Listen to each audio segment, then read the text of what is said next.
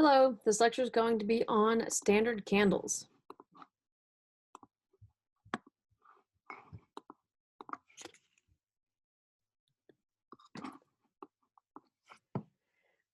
Okay, so a given light source will appear to be dimmer the farther away it is. Say, for example, you're on a highway in the nighttime and a car that's coming towards you has their headlights on. If the car's really far away, it's going to appear not so bright. But as that car approaches you, it's going to seem brighter and brighter. Or you can use this as an example. Say you have a flashlight and you shine that flashlight really close to your eyes, it's going to be really bright. But if you hold that flashlight really far away, let's say on the other side of the room, it's going to be a lot dimmer. So the closer something is, the brighter it's going to be.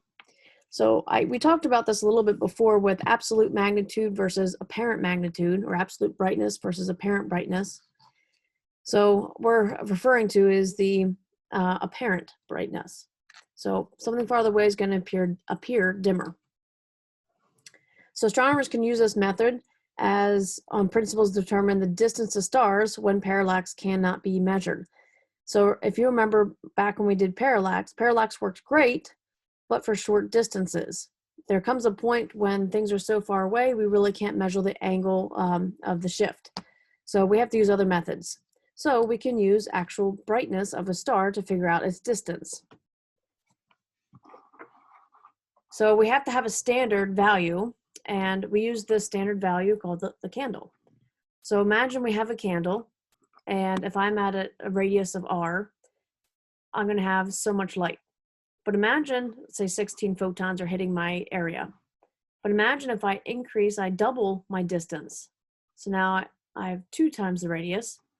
I have 4 times the area, but per square. So if I take the original area, I now only have 4 photons hitting that original area. So I'm from 16 down to 4. You can keep on going. If we're 4 times the radius, I'm only going to have 1 photon per given area. Why? Because those photons will spread out as distance increases. This is called the standard method of standard candles. And we can use what's called a photometer. Photo means light, meter is something as a meaning to measure. So this is something that measures the amount of light. So they can attach these onto telescopes. So astronomers can determine the star's luminosity from its spectrum. Remember in our previous lecture, so the colors of the rainbow, the spectrum, its position on the HR diagram, which we'll talk about in a future lecture, or its period, meaning it's pulsating, if it's for a pulsating variable star. Okay, so for our equations, B is going to represent brightness, and brightness is what we can see on Earth. So as something moves farther away, it's going to get dimmer. We also use the term L for luminosity, and luminosity is the actual light being produced regardless of the distance. So if we were to go right next to the star, the luminosity is not going to change. And we'll also use the lowercase d for distance.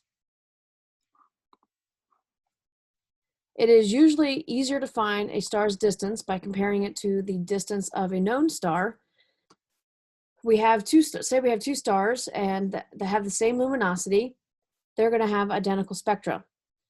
The star that's closer to us, we know its distance is almost, in our examples, 5 pc stands for parsecs, which equals about 16.3 light years. And we find this for parallax.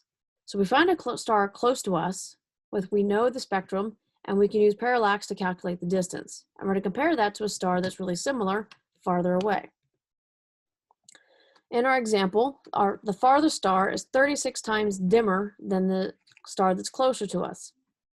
So next we want to express the inverse squares law for both stars. Remember, B stands for brightness, L is for luminosity, and D is distance. So we set up 2 equations, one's for the star that's close to us and one for the star that's farther away from us. Again, so brightness equals the luminosity divided by 4 pi times the distance squared. The next step is then to divide the second expression from the first, and the 4 pi's cancel out. So here we have our simplified version. So the luminosity of the nearest star times the distance of the far star divided by the luminosity of the far star times the distance of the near star. If the two stars have the same luminosity, so our luminosity for the far star has the same luminosity for the near star, those cancel out. And now we're left with the brightness of the near star over the brightness of the far star equals the distance of the far star divided by the distance of the near star. And by distance, we mean distance from Earth, not from each other. And we're going to square that. We know from earlier that the near star is 36 times brighter than the far star. So we're going to substitute 36 for the first ratio, which is our fraction, on the previous slide.